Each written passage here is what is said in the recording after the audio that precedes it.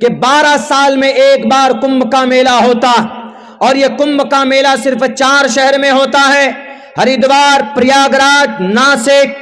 اجین کے اندر۔ چونکہ امرت جل بڑا لمبا چوڑا واقعہ، ادھر نہیں جاؤں گا میں اس لیے کہ وقت کافی ہو چکا۔ یہ امرت جل جو آسمان میں لڑائی ہوئی تھی زینت کی، اندرجیت کے بیٹے اور راکشسوں کی امرت جل کو پراپت کرنے میں، تو وہ امرت جل جو آسمان سے گرا تھا تو 4 شہر میں گرا تھا۔ انہی 4 شہر میں کمبھ کے میلے کا آیوجن ہوتا ہے، 5ویں شہر میں نہیں ہو سکتا۔ تو ہندو بھائیوں کا عقیدہ کہ وہ اس جو امرت جل گرا ہے تو وہاں پر وہ نہائیں گے گنگا میں تو ان کے پاپ دھل جائیں گے۔ ہندو بھائیوں کا یہ کانسیپٹ، یہ عقیدہ اچھا، ان کے حساب سے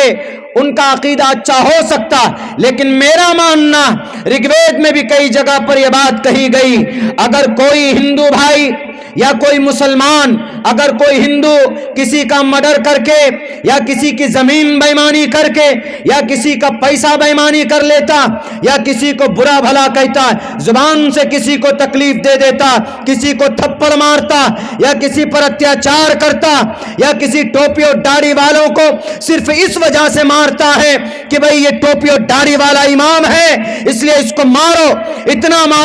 مارو کہ یہ بے ہوش ہو جائے۔ ابھی بھارت کی بہار کی دھرتی مدھوبنی کے اندر ایک امام کو صرف اس لیے مارا گیا کہ اس کے سر پر ٹوپی، چہرے پر داڑھی تھی، ڈی ایس پی رینک کے آدمی نے مارا۔ اگر اس طرح نہتوں پر اتیاچار کر کے اگر 100 دن تک گنگا میں پوری زندگی بلکہ کوئی ڈبکی لگائے گا تو پاک نہیں ہو سکتا۔ اسی طریقے پر اگر کوئی مسلمان کسی کی زمین کو ناجائز طریقے پر ہڑپ کر لیتا یا کسی کی دولت کے اوپر، پراپرٹی پر ناجائز قبضہ کرتا یا پیسے کی وجہ سے کیس جیتتا ہے، رشوت کی تھیلیاں دے کر دکان پر قبضہ کر لیتا ہے، پیسوں پر، زمین پر قبضہ کر لیتا ہے، اور اگر وہ 70 مرتبہ بھی حج کر کے آئے گا تو وہ کبھی بھی حقوق العباد میں کمی کرنے کی وجہ سے وہ کبھی بھی اس کی وہ غلطی اللہ معاف نہیں کر سکتا۔ آپ کیا سمجھتے ہیں کہ ہم کسی کی زمین ناجائز طریقے پر ہڑپ کر کے چلے جائیں وہاں پر حج میں اور رب کے سامنے غلاف پکڑ کر کعبۃ اللہ کا روئے اور گر گرائیں اور کہیں کہ اللہ میرے گناہ کو معاف کر دے؟ گدا بھی نہیں۔ قیامت کی صبح تک اگر کوئی اپنے آنسوؤں کو گرائے گا کعبۃ اللہ کے نیچے بیٹھ کر تو حقوق العباد کو رب معاف نہیں کر سکتا۔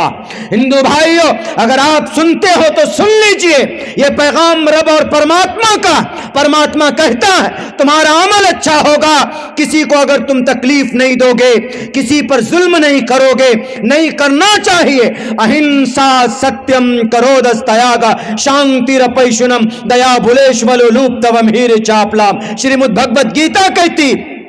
ظلم نہیں ہونا چاہیے، جھوٹ نہیں بولنا چاہیے، سچ بولنا چاہیے،